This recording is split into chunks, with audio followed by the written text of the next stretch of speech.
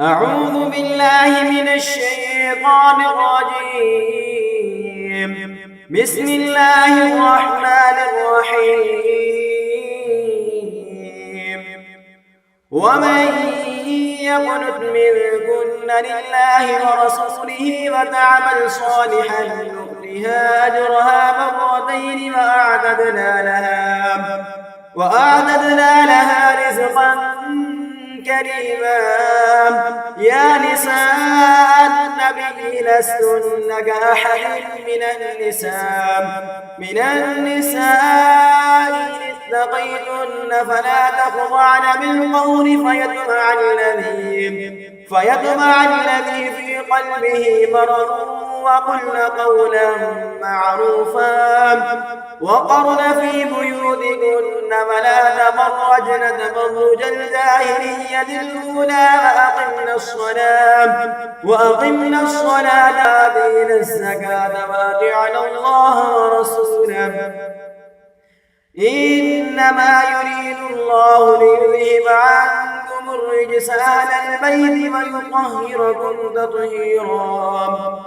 واذكرن ما يتلى في بيوتكن من آيات الله والحكمة إن الله كان لطيفا خبيرا. إن المسلمين والمسلمات والمؤمنين والمؤمنات والقانتين والقانتات والصادقين والصادقات والصابرين والصابرات والخاشعين والخاشعات والمتصدقين والمتصدقات والصائمين والصائمات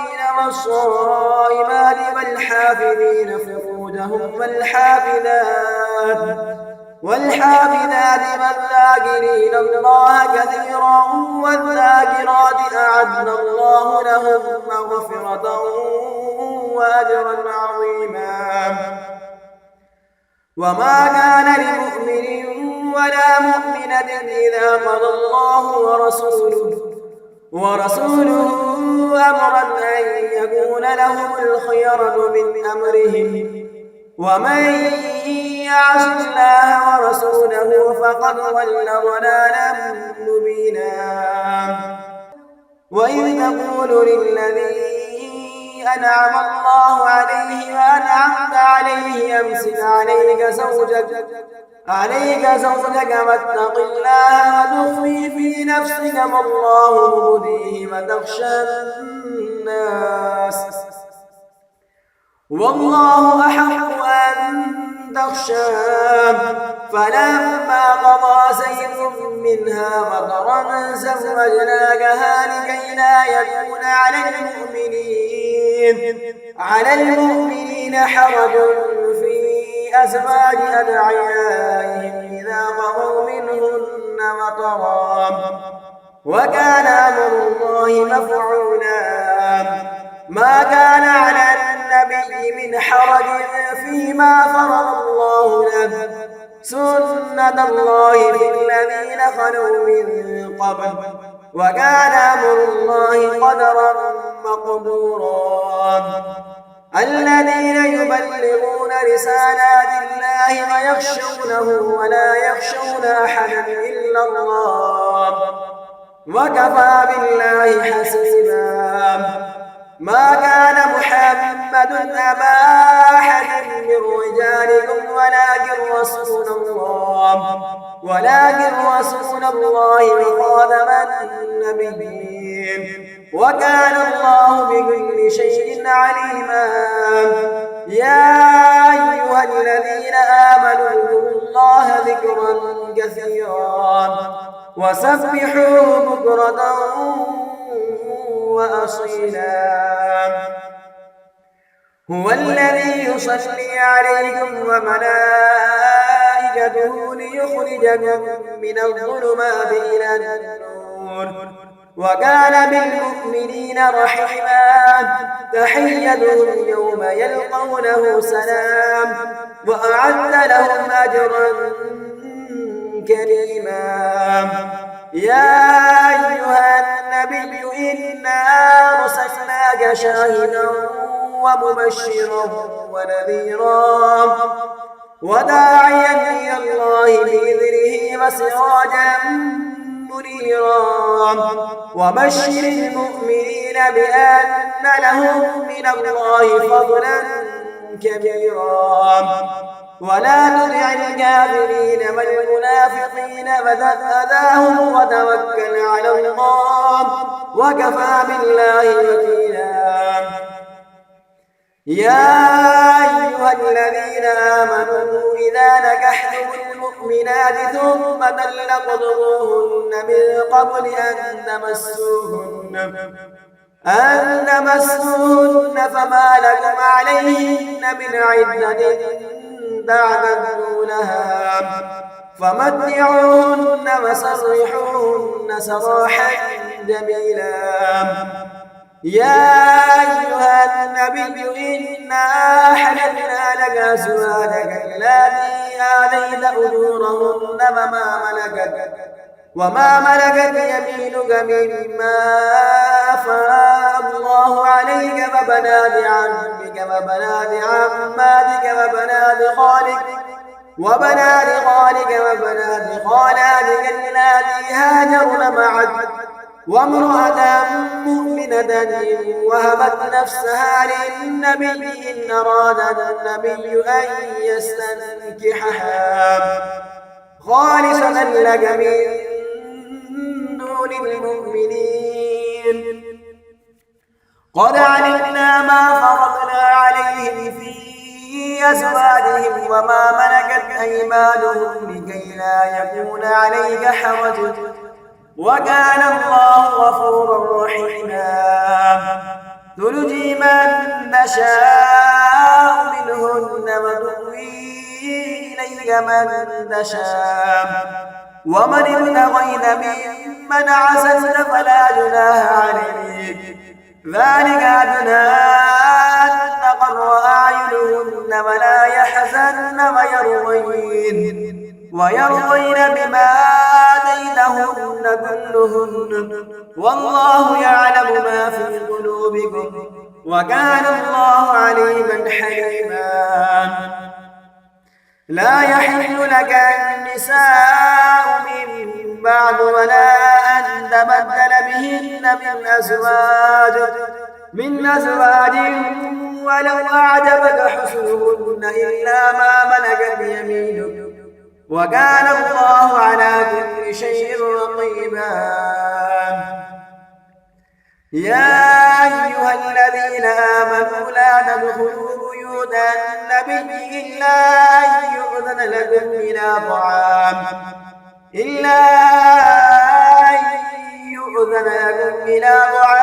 غير ناظرين إناه ولكن إذا دعيتم فادخلوا فإذا دعيتم فانتشروا ولا مستأنسين لحديث إن ذلكم كان يؤذي النبي فيستحيي منكم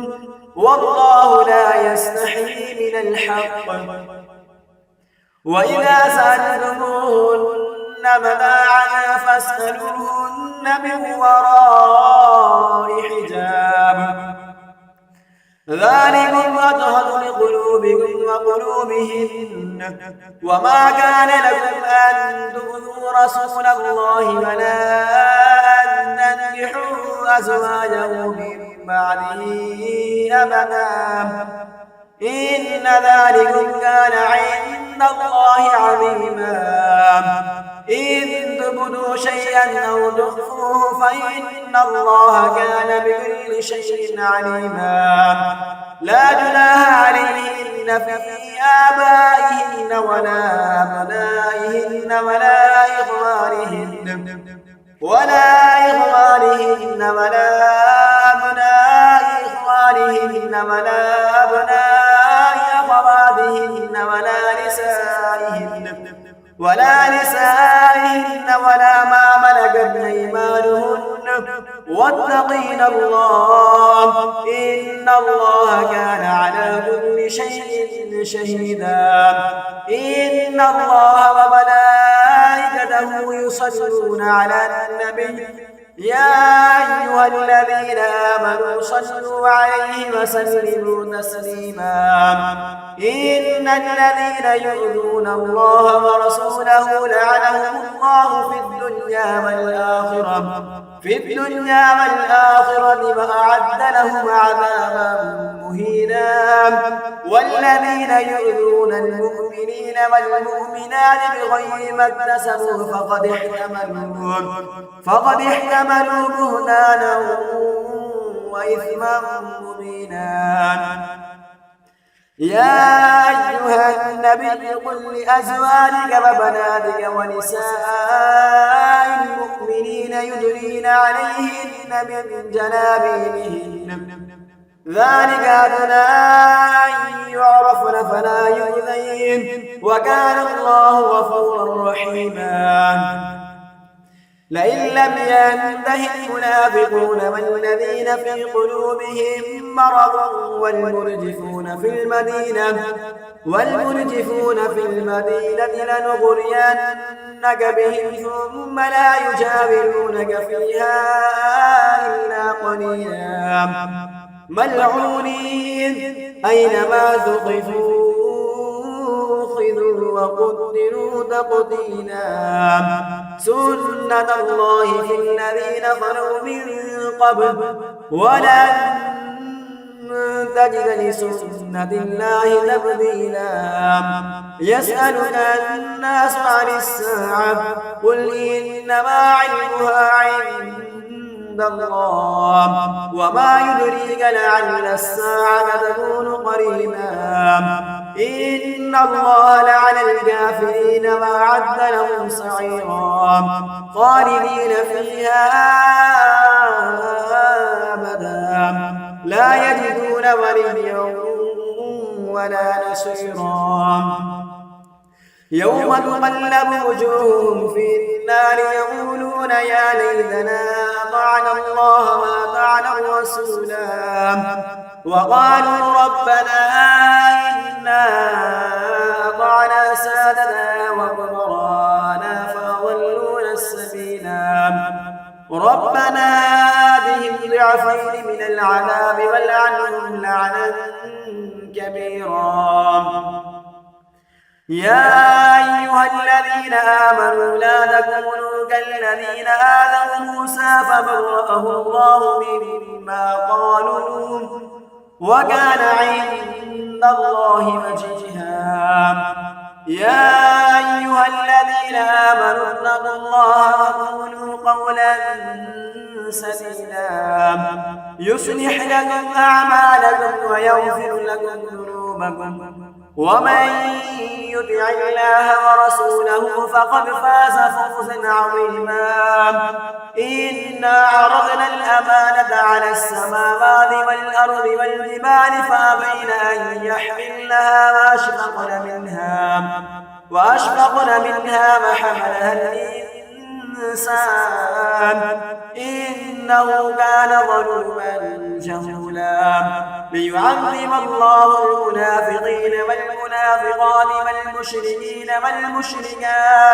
والمشركات ويتوب الله على المؤمنين والمؤمنات وكان الله غفورا رحيما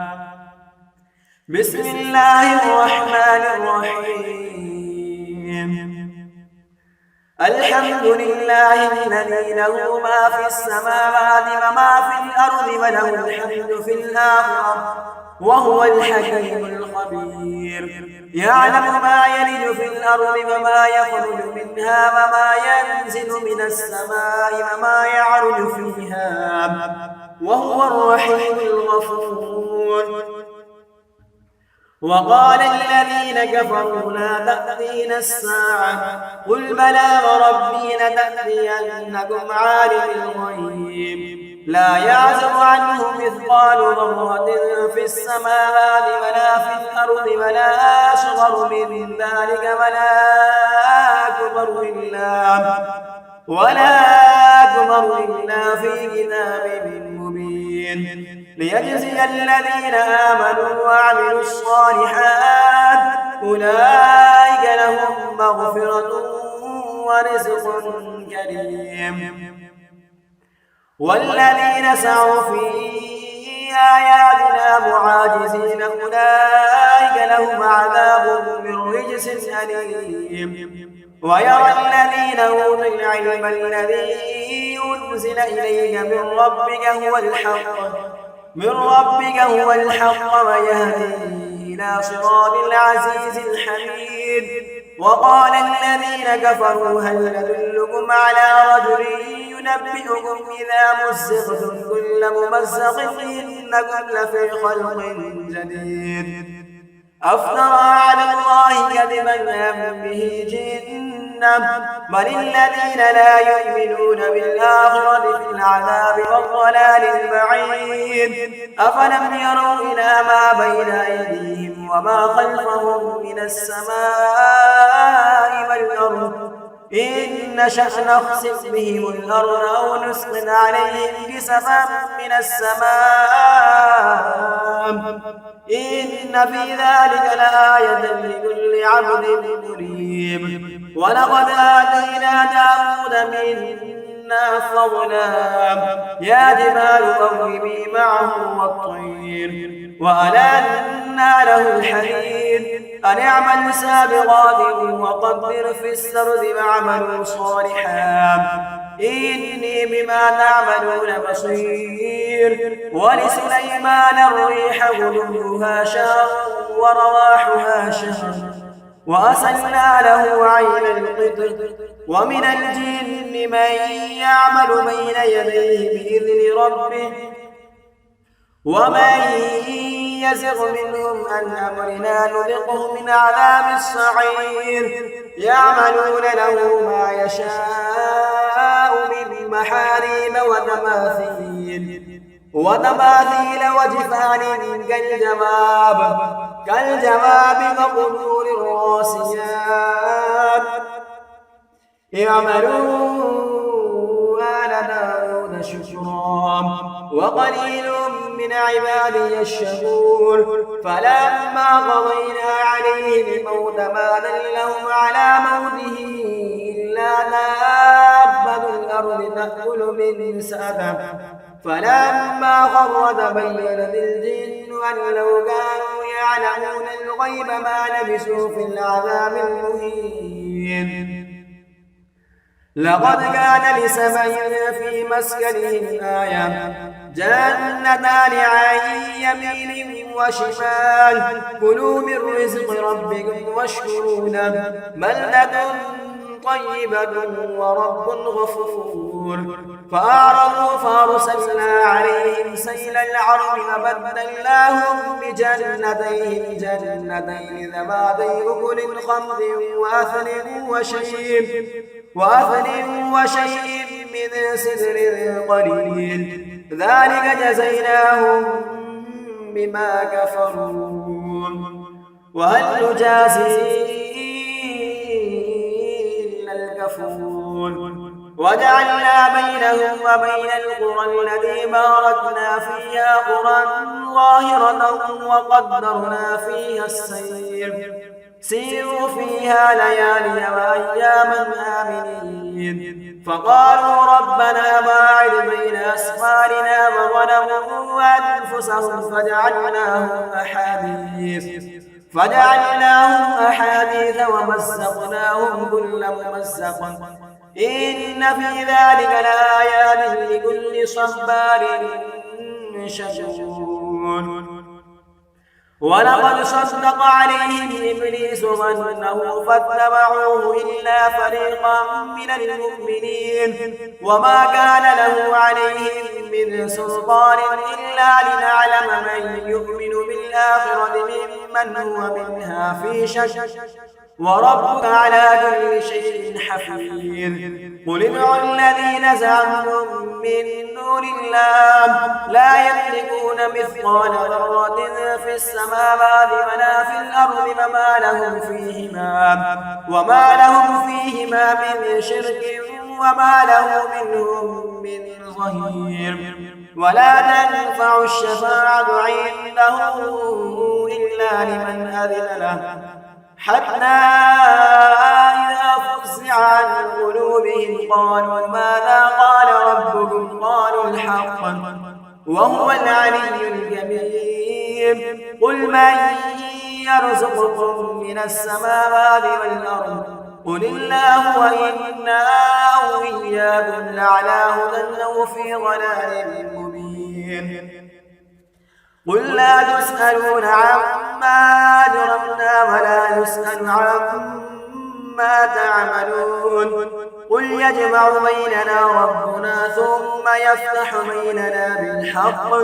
وهو الفتاح العليم قل أروني الذين ألحقتم به شركاء كلا بل هو الله العزيز الحكيم وما أرسلناك إلا كافة للناس بشيرا ونذيرا ولكن أكثر الناس لا يعلمون ويقولون متى هذا الوعد إن كنتم صادقين قل لكم ميعاد يوم لا تستأخرون عنه ساعة ولا تستقدمون وقال الذين كفروا لن نؤمن بهذا القرآن ولا بالذي بين يديه ولو ترى إذ الظالمون موقوفون عند ربهم يرجع بعضهم إلى بعض القول يقول الذين استضعفوا للذين استكبروا لولا أنتم لكنا مؤمنين قال الذين استكبروا للذين استضعفوا أنحن صددناكم عن الهدى بعد إذ جاءكم بل كنتم مجرمين وقال الذين استضعفوا للذين استكبروا بل مكر الليل والنهار إذ تأمروننا أن نكفر بالله ونجعل له أندادا وأسروا الندامة لما رأوا العذاب وجعلنا الأغلال في أعناق الذين كفروا هل يجزون إلا ما كانوا يعملون وما أرسلنا في قرية من نذير إلا قال مترفوها إنا بما أرسلتم به كافرون وقالوا نحن أكثر أموالا وأولادا وما نحن بمعذبين قل إن ربي يبسط الرزق لمن يشاء ويقدر ولكن أكثر الناس لا يعلمون وما أموالكم ولا أولادكم بالذي تقربكم عندنا زلفى إلا من آمن وعمل صالحا فأولئك لهم جزاء الضعف بما عملوا وهم في الغرفات آمنون والذين يسعون في آياتنا معاجزين أولئك في العذاب محضرون قل إن ربي يبسط الرزق لمن يشاء من عباده ويقدر له وما أنفقتم من شيء فهو يخلفه وهو خير الرازقين ويوم يحشرهم جميعا ثم يقول للملائكة أهؤلاء إياكم كانوا يعبدون قالوا سبحانك أنت ولينا من دونهم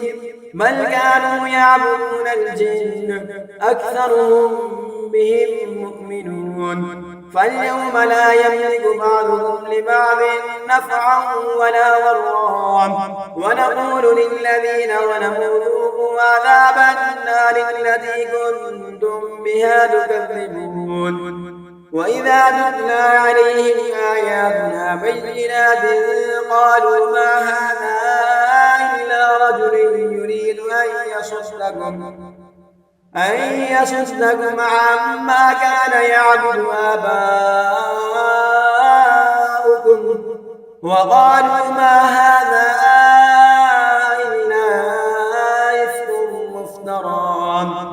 وقال الذين كفروا للحق لما جاءهم إن هذا إلا سحر مبين وما آتيناهم من كتب يدرسونها وما أرسلنا إليهم قبلك من نذير وكذب الذين من قبلهم وما بلغوا معشار ما آتيناهم فكذبوا رسلي فكيف كان نكير قل إنما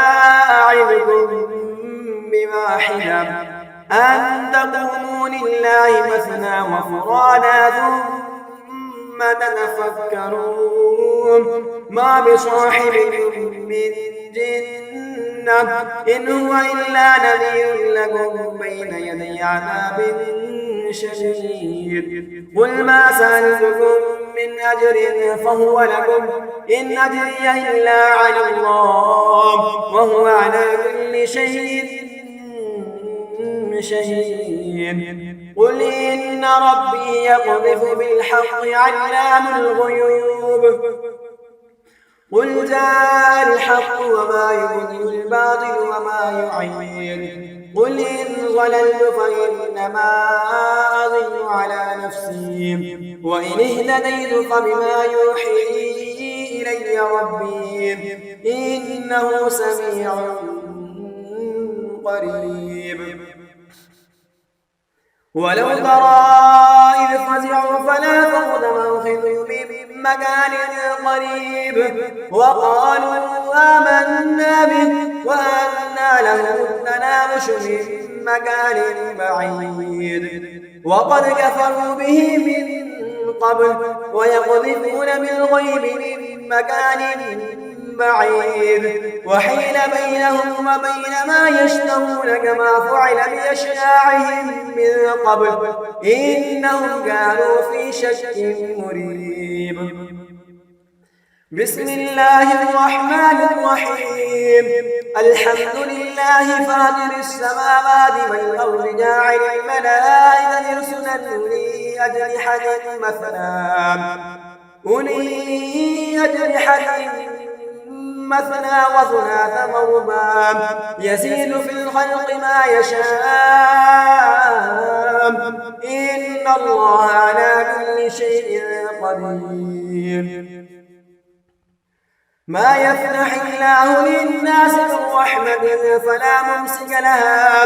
وما يمسك فلا مرسل له من بعده وهو العزيز الحكيم يا أيها الناس اذكروا نعمة الله عليكم هل من خالق غير الله يرزقكم من السماء والأرض لا إله إلا هو فأنى تؤفكون وإن يكذبوك فقد كذبت رسل من قبلك وإلى الله ترجع الأمور يا أيها الناس إن وعد الله حق فلا تغرنكم الحياة الدنيا ولا يغرنكم بالله الغرور إن الشيطان لكم عدو فاتخذوه عدوا إنما يدعو حزبه ليكونوا من أصحاب السعير الذين كفروا لهم عذاب شديد والذين آمنوا وعملوا الصالحات لهم مغفرة وأجر كبير أفمن زين له سوء عمله فراه حسنا فإن الله يضل من يشاء ويهدي من يشاء فلا تذهب نفسك عليهم حسرات إن الله عليم بما يصنعون والله الذي يرسل الرياح فتثير سحابا فسقناه إلى بلد ميت فأحيينا به الأرض بعد موتها كذلك النشور من كان يريد العزة فلله العزة جميعا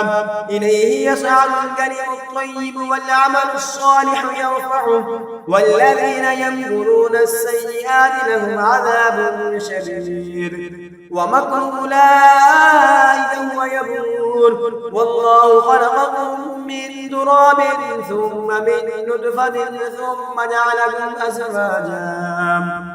وما تحمل من أنثى ما تضع إلا بعلمه وما يعمر من معمر ولا ينقص من عمره إلا في كتاب إن ذلك على الله يسير وما يستوي البحران هذا عذب فرات سائغ شرابه وهذا ملح حجاج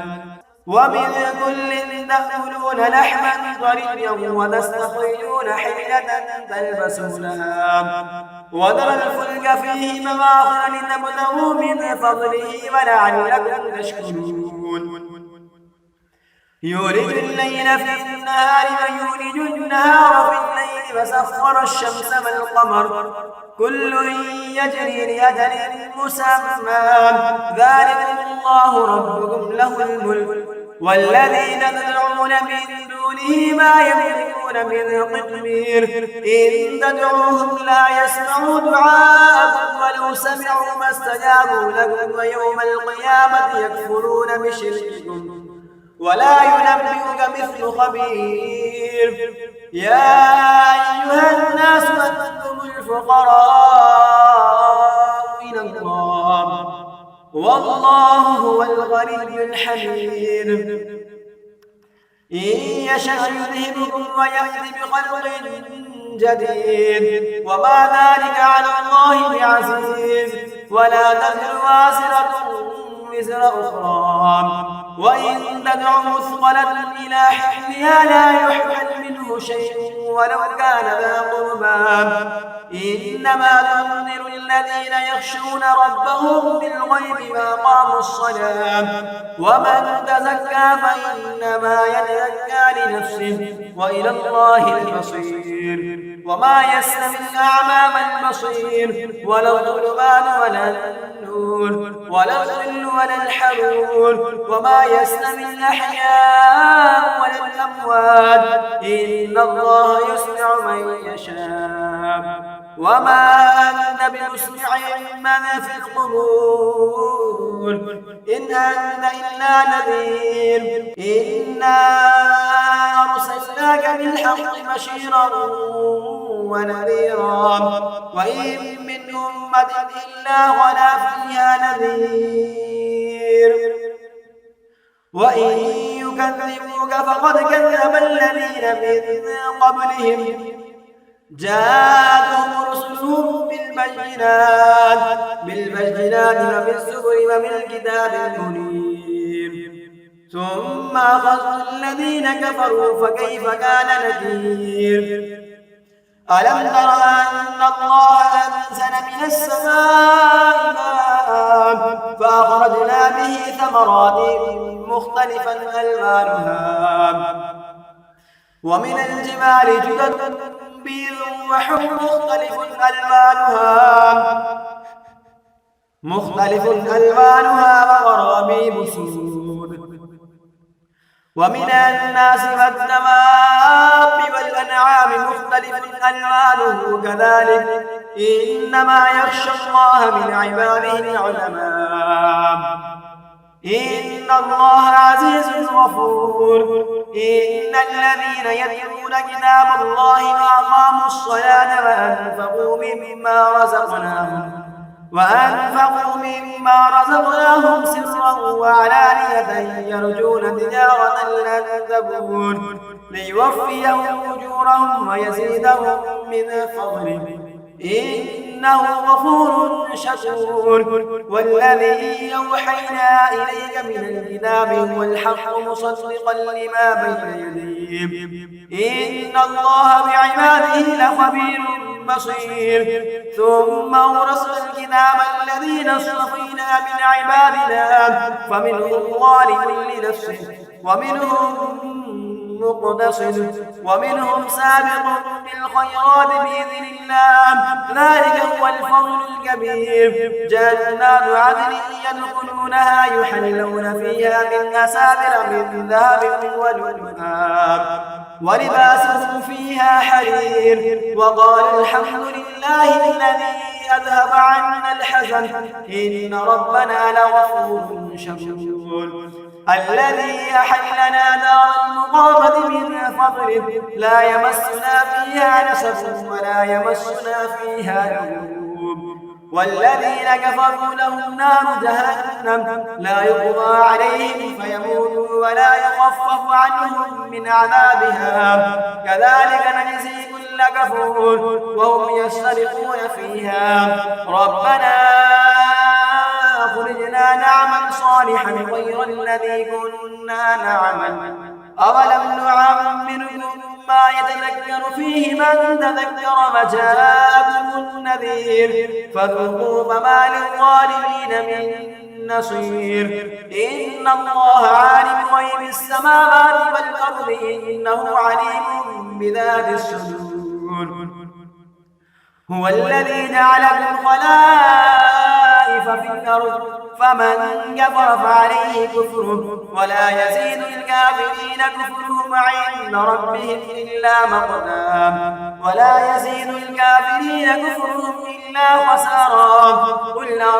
قل أرأيتم شركاءكم الذين تدعون من دون الله أروني ماذا خلقوا من الأرض أم لهم شرك في السماوات أم آتيناهم كتابا فهم على بينة منه بل يعد الظالمون بعضهم بعضا إلا غرورا إن الله يمسك السماوات والأرض أن تزولا ولئن زالتا إن أمسكهما من أحد من بعده إنه كان حليما غفورا وأقسموا بالله جهد أيمانهم لئن جاءهم نذير ليكونن أهدى من إحدى الأمم فلما جاءهم نذير ما زادهم إلا نفورا استكبارا في الأرض ومكر السيء ولا يحيق المكر السيء إلا بأهله فهل ينظرون إلا سنة الأولين فلن تجد لسنة الله تبديلا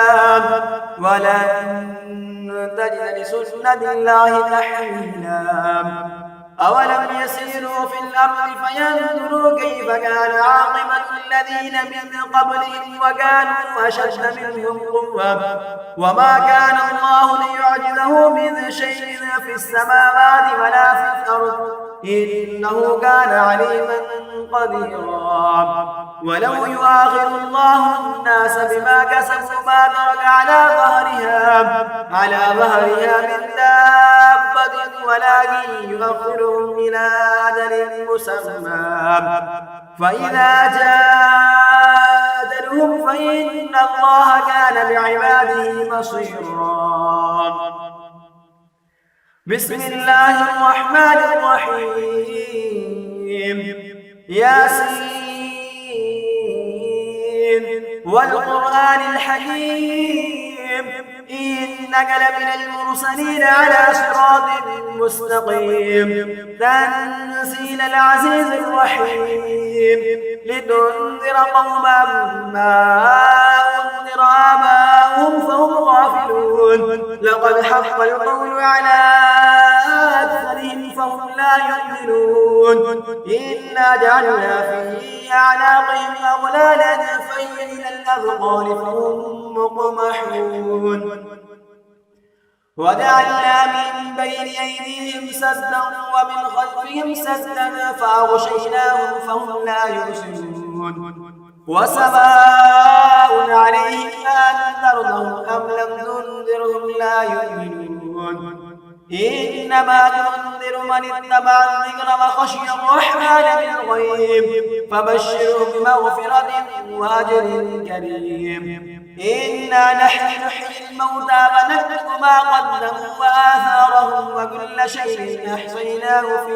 إمام مبين. واضرب لهم مثلا أصحاب القرية إذ جاءها المرسلون إذ أرسلنا إليهم اثنين فكذبوهما فعززنا بثالث فقالوا إنا إليكم مرسلون. قالوا ما أنتم إلا بشر مثلنا وما أنزل الرحمن من شيء إن أنتم إلا تكذبون. قالوا ربنا يعلم إنا